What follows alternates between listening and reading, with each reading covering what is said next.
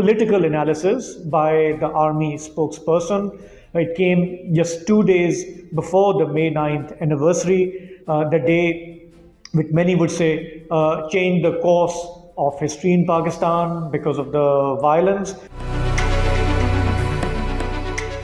Well, this was a rather long press conference, quite revealing because of the statements that the army spokesperson made, not just about military operations, but also politics of the country.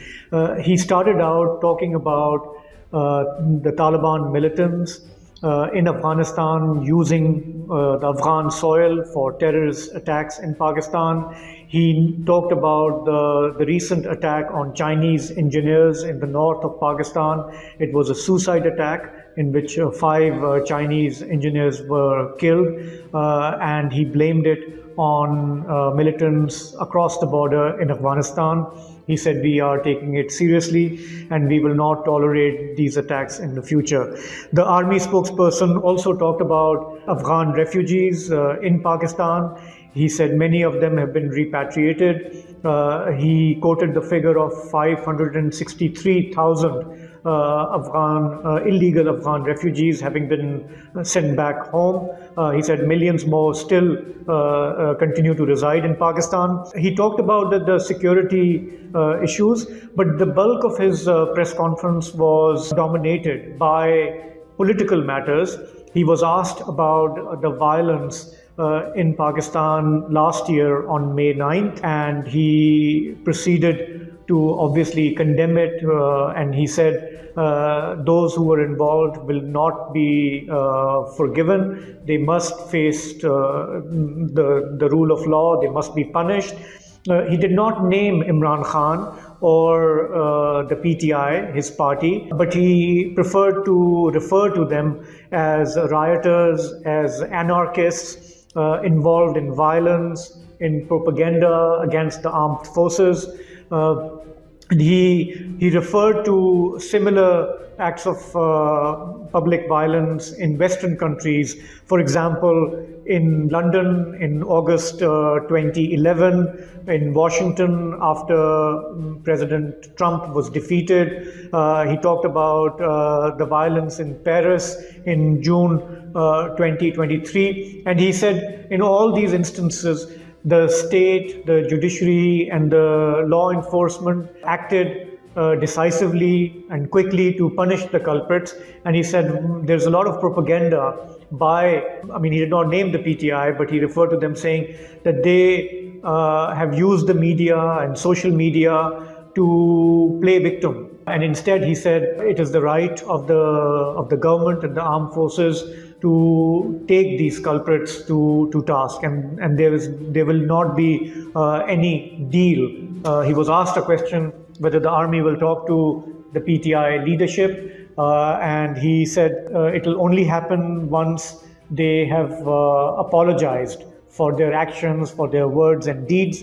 And he said, and they have to offer the apology in front of the nation. And he said, this is not just about the army, but this is about the people of Pakistan as well.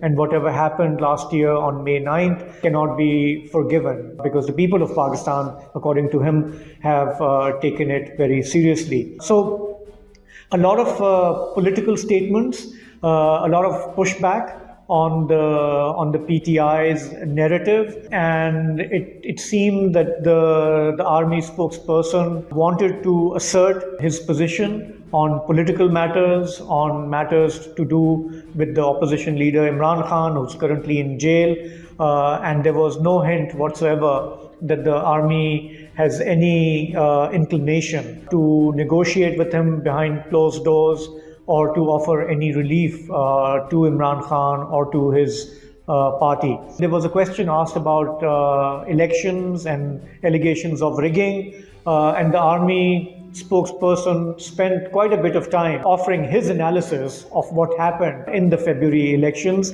And he said the PTI's claim that it emerged as the majority party isn't entirely true, because they received only 7.5% of votes. Again, he did not refer to the PTI, but he clearly was referring to them.